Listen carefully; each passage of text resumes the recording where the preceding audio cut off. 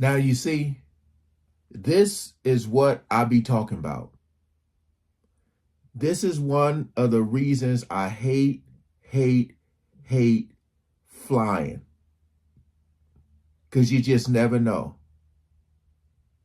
Off-duty pilot allegedly tried to crash passenger plane. Like, come on, man. Come on.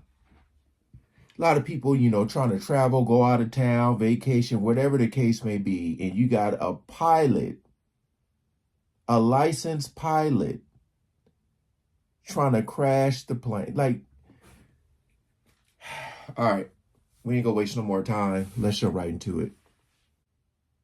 We turn now to the other news this Monday night and to the terrifying moments on board a passenger jet flying from outside Seattle to San Francisco when an off-duty pilot sitting in the cockpit jump seat allegedly tried to shut down the engines mid-flight with 83 people on board. What? Including passengers, infants on their parents' laps. Authorities say the on-duty cockpit and cabin crew subdued the man, handcuffing him to a seat in the cabin. The plane then diverting to Portland, police waiting on the tarmac, taking him into custody. Tonight, Joseph Emerson now facing 83 counts of attempted murder. Woo! Tonight here, you will hear the conversation between the cockpit and air traffic control as this all unfolded. ABC's Gio Benitez covers aviation and this investigation tonight. Tonight, the FBI is investigating after an off-duty pilot allegedly tried to crash a passenger plane. Alaska Airlines Flight 2059 left Everett, Washington, bound for San Francisco at 5:23 p.m. Sunday, packed full with 80 passengers, including multiple infants on laps.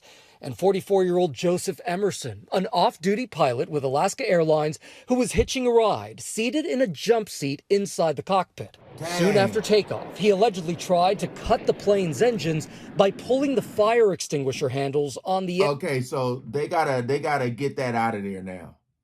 No more off-duty pilots in the cockpit. You know what I mean? You want to get on a plane, you sit your butt in the seat like everybody else. Ain't no way.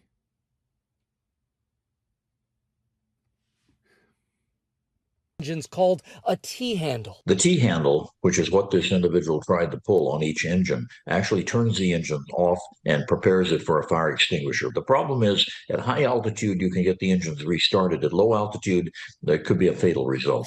The crew able to overpower Emerson and get him out of that cockpit, handcuffing him to a seat in the rear of the cabin. We've got the guy that tried to shut the engines down out of the cockpit. Doesn't sound like he's causing any issue in the back right now. I think he's subdued.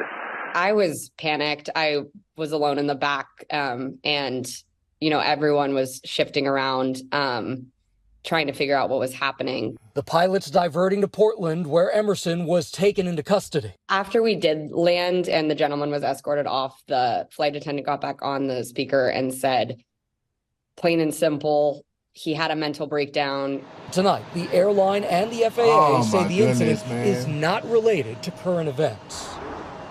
And David, right now, investigators are scouring his social media. They want to know everything about his past to see what the motive could be. Meanwhile, he will be in court tomorrow, again, facing 83 counts of attempted murder. Guilty. David. Gio Benitez on this story tonight. Gio, thank you. Hi, everyone. George Stephanopoulos. Yeah, like, guilty. That's an easy one, right? It should be. Like, really think about that, man. Like off duty. Just imagine if he was on duty.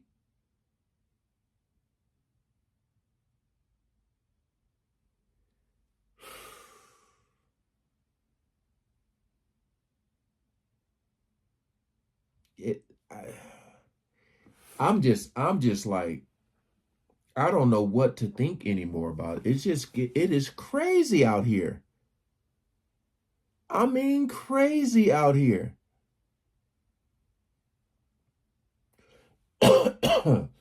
Like, really think about that, man. Off duty.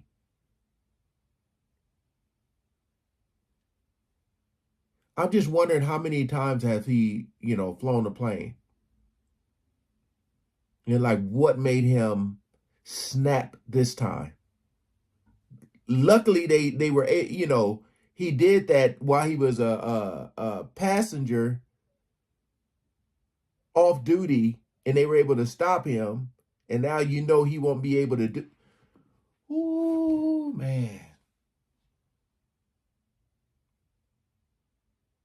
All right, you guys. Again, appreciate y'all coming over. Don't know if y'all heard about this story, man, but that is just insane. Throw that dude under the jail. All right, peace out.